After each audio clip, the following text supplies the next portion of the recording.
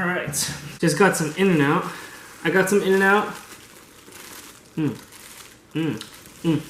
just got some In-N-Out. I'm about to go and train some deadlifts. So I didn't go yesterday, and I was gonna, god damn it.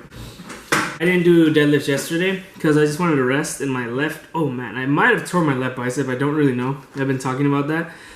It's really been hurting. So I was gonna do deadlift and squat today because today was supposed to be squat since I didn't go yesterday and do deadlift. But you know, I kind of want to save energy. But I'm gonna deadlift Tuesday. I'm gonna take Monday off. I wanted to do both today so I could just be really rested by the time I do squats on Wednesday. But I'm just gonna do squats tomorrow with my bench. And it's gonna be pin presses and all that. Or who knows, I may just do squat and deadlift at the same day. It's just I don't want to do that on the same day. It'll be very similar to an SBD day. The only difference is SBD you have, when you squat, bench, deadlift on the same day, you have that little rest in between squat and deadlift because you bench in the middle. I don't think I will have an SBD day next week. Honestly, I'm trying to save as much energy as possible. I haven't really been feeling fatigue. Like, this was like a real actual 2-month prep after a meet, and I was way more fatigued around this time last week.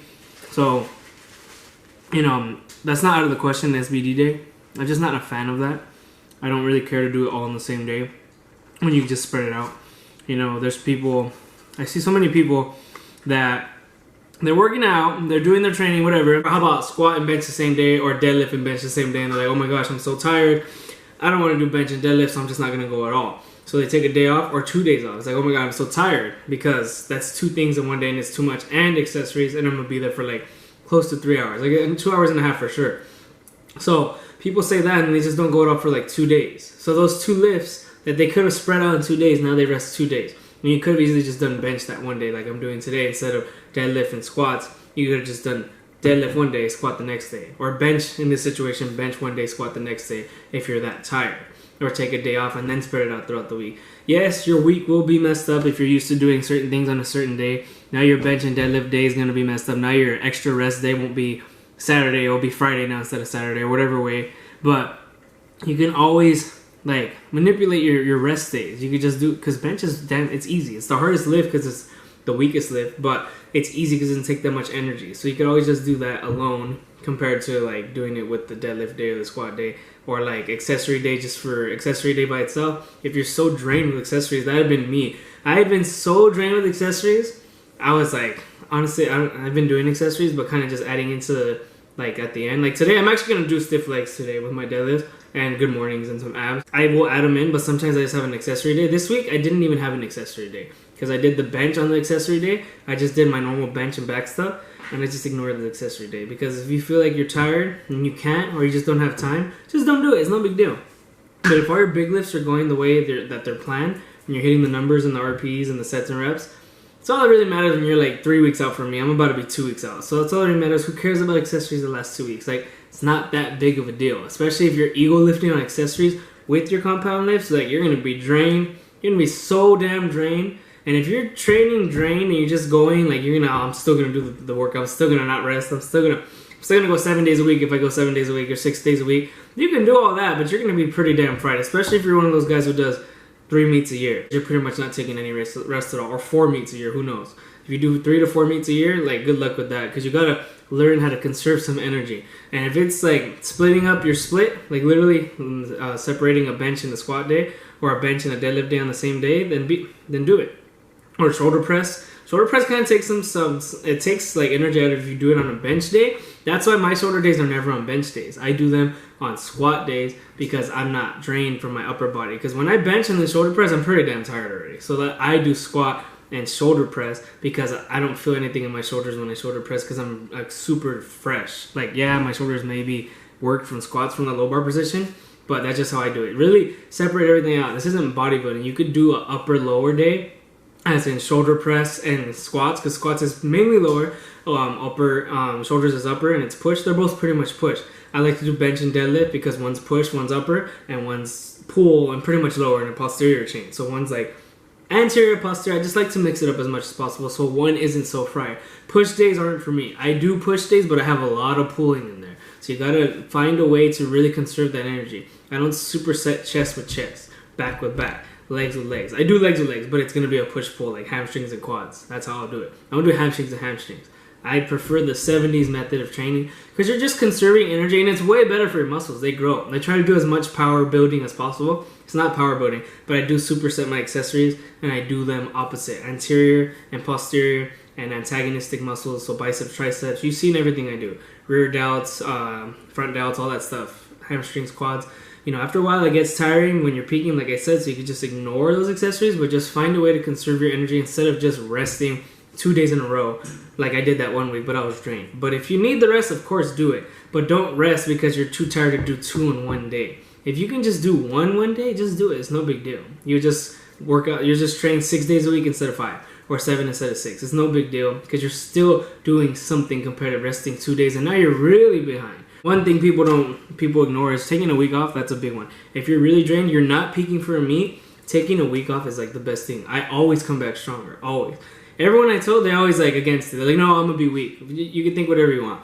There's a lot of people that didn't have gyms during COVID because the gyms were closed, and they came back fine. So imagine a week. It won't do much to you. It won't take away much of your strength. I know people that barely lost any strength after COVID. Some lost more than others, of course. Some really use that as an excuse as to why they're weak. There's really no excuse. But a week off, that's a huge thing. People do that right after a meet. Some people do it the week before a meet. They just take a week off, or at least 4 days off or 3. But a week off is perfect. I'm going to do that for sure after this meet. I don't think I'm going to do it. I'm going to take 3 days off and then do some other stuff besides powerlifting. No barbell stuff. But I might go hiking. Might do some sprints, after 3 days rest.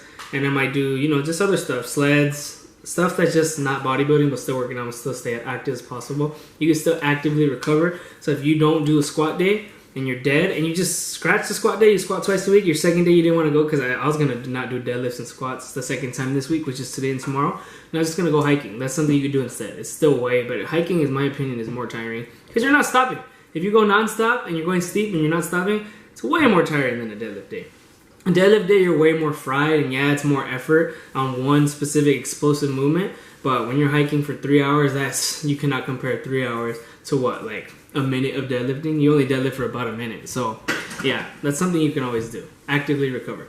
I just wanted to clear the method of resting and active recovery and how you can work around if you're feeling super fatigued. If you're feeling that damn fatigued, just don't go. If you're feeling tired to do 2 lifts in 1 day, 2 compound lifts, just do 1. No big deal. Just do the other one the next day and separate it out, and you'll have 1 less rest day. It's no big deal. Especially because bench isn't that hard compared to deadlift and squat.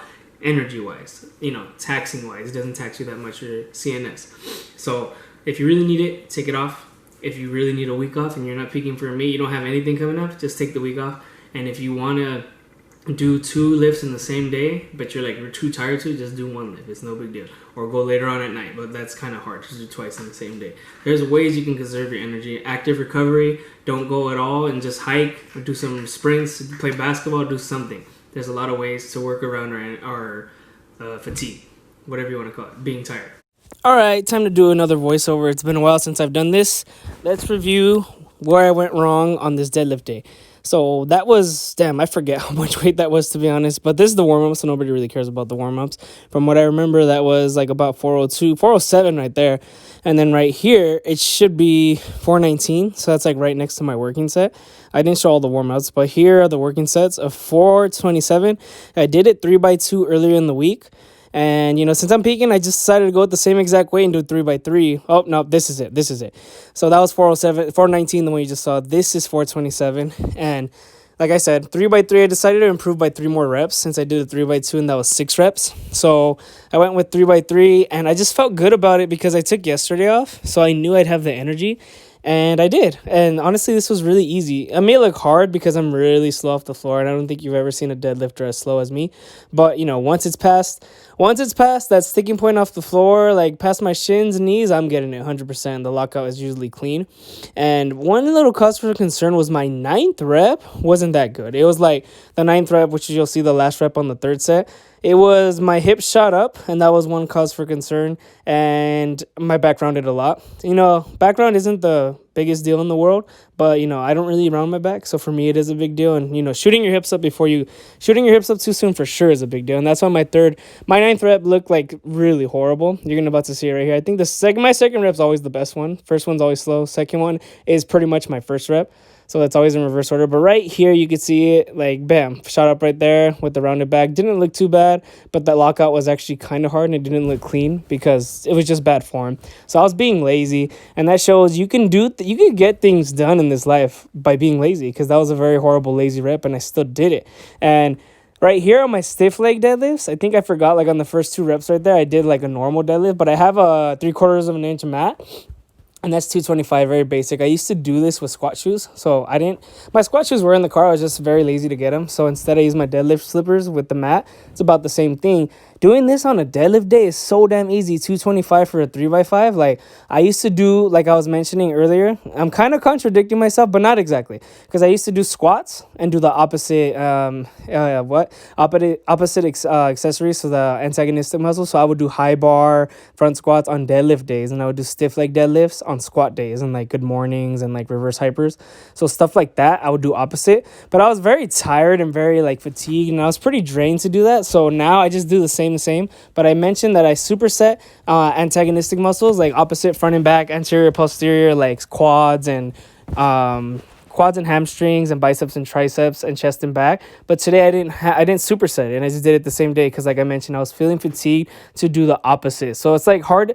You're like very tired to do like a deadlift. Well, I was tired to do deadlift, heavy deadlifts, and then high bar, and then warm up for the high bar. But with here, it's easy. I just did heavy deadlifts and then straight into the 225 stiff leg deadlifts because I don't have to warm up, and it felt super light. I used to do that. My dog is coughing and fighting me right now and biting me, so that's the noise you hear in the background. But I used to do that opposite days, and it just felt hard because it wasn't the same exact movement. So 225 beltless, and with the belt I was up like at 255, but since I haven't done it in a while, I just did 225, and honestly it felt like air. So I like the idea of doing it the same day because you go heavy and then straight to light, so it's gonna feel super light. But if you just do normal and like, normal heavy squats and then the stiff legs, it's a whole nother movement. It's the opposite movement. Deadlift and squat are very similar movements, but they're very different at the same exact time. Deadlift, there's pretty much no eccentric movement to deadlift. You could just slam it as long as you're, make sure to don't let go of the bar on meet day.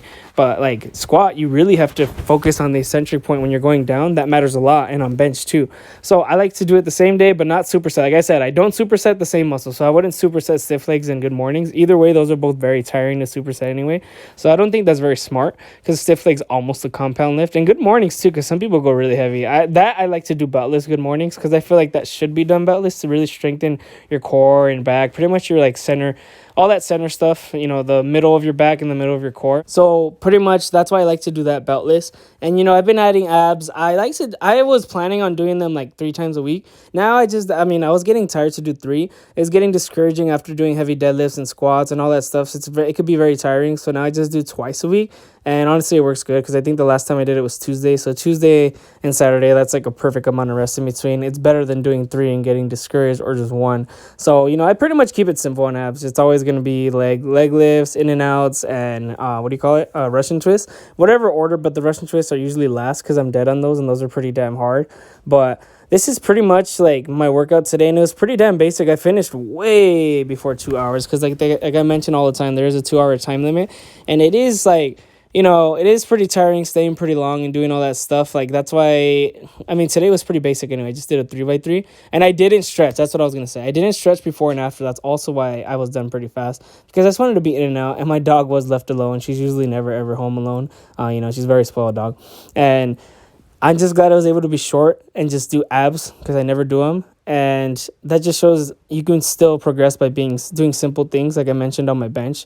But like I mentioned, those were the bench blocks. It was very simple. Highest setting with my max, which is 254, bam, 3x5. And then the 4 board, 3x4, 3 board, 3. It was like a 10 reps. It was like a 4x3x3. And then 3x2 on the lowest setting, which, make it real easy. And then I was able to rep it real easy without any boards at all. So that just shows you don't have to make it complicated. You make it complicated, that's when you end up taxing yourself and doing worse, like I did on my last meet. And that's very discouraging once you go meet day, because you could do more, but then your grip slips or something, or you're just fatigued, or the water cut can really get to you.